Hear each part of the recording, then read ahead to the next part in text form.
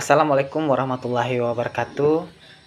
Saya dari Universitas Terbuka Pontianak, program studi PGSD S1 semester 7 tahun pelajaran 2021.1 per 2022.2. Perkenalkan, nama saya Didat Susanto. Nomor induk mahasiswa saya 858029571. Saya dari Pokjar Kayong Utara. Baiklah, kali ini video pembelajaran kali ini praktikum IPA di SD, yaitu di praktikum modul 3, struktur sistem pencernaan. Tujuannya adalah laporan praktikum ini bertujuan untuk mengurutkan bagian dari sistem pencernaan. Bahan dan yang dibutuhkan itu adalah gambar dari sistem pencernaan dan alat tulis serta pembahasan yang akan saya bahas. Baik, bagian dari utama saluran pencernaan pada manusia adalah rongga mulut, kerongkongan, lambung, usus besar, usus halus, dan rektum atau anus.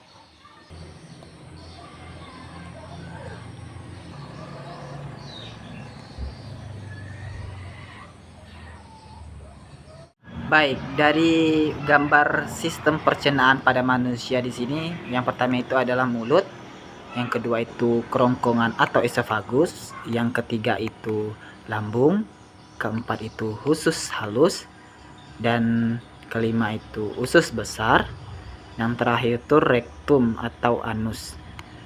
Baiklah, saya akan menjelaskan yang pertama itu adalah tentang mulut. Bagian pertama yaitu pembahasan tentang bagian mulut, yaitu mulut adalah bagian dari terdepan dari sistem pencernaan manusia. Mulut dianggap sebagai pintu bagi makanan dan minuman yang telah dikonsumsi untuk masuk ke dan diteruskan kepada sistem pencernaan. Selanjutnya, bagian mulut terdapat beberapa yang penting, di antaranya itu adalah lidah. Lidah berfungsi untuk merasakan makanan serta memposisikan makanan agar mudah dikunyah dan membantu agar mudah ditelan. Kemudian itu gigi. Gigi ini adalah bagian berfungsi untuk mengunyah makanan yang dikonsumsi agar menjadi lebih halus dan lebih mudah dicerna. Yang terakhir itu adalah ludah, air ludah. Air ludah ini membantu agar kita bisa itu menelan lebih mudah lagi dan pula berfungsi sebagai pelindung dari rongga mulut. Baiklah, untuk gambar kedua ini adalah esofagus atau kerongkongan. Ini gambarnya. Ini gambar kerongkongan atau disebut esofagus.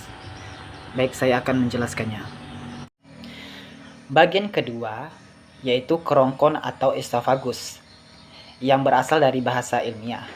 Kerongkongan merupakan lorong yang akan dimasuki makanan yang selesai dikunyah dan telah diproses dari mulut. Kegiatan ini terjadi antara rongga mulut menuju ke lambung melalui proses pencernaan yang selanjutnya.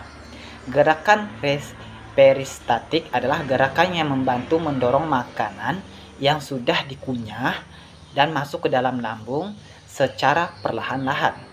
Berdasarkan penelitian, makanan melewati kerongkongan biasanya hanya terjadi dalam waktu 6 detik. Pada yang ketiga itulah gambar yaitu lambung. Ini adalah gambar lambung. Baik, saya akan menjelaskan apa itu lambung.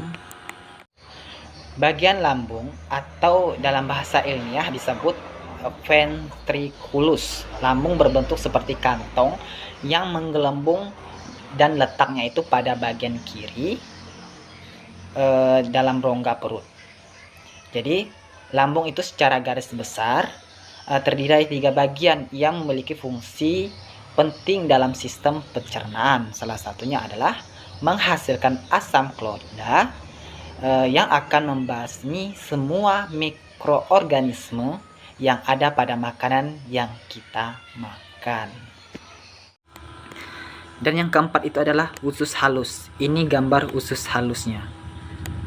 Ini gambar usus halus. Baik, saya akan menjelaskan tentang usus halus. Bagian keempat yaitu usus halus.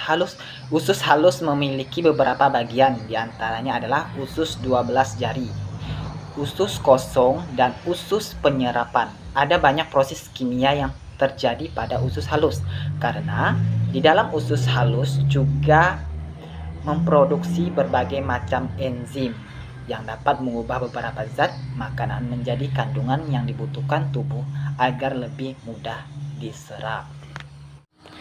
Gambar kali ini adalah bagian usus besar. Bagian 5 yaitu gambar usus besar. Ini gambar usus besarnya. Baik, saya akan menjelaskannya. Bagian kelima yaitu usus besar. Usus besar adalah tempat sisa makanan kemudian berada dan nantinya akan dibusukkan menggunakan bakteri Escherichia coli sehingga bisa menjadi kotoran atau feses yang kemudian akan dibuang melalui anus. Untuk bagian terakhir adalah bagian 6 yaitu rektum atau anus. Ini bagian terakhir gambar rektum atau anus. Baik, saya akan menjelaskannya.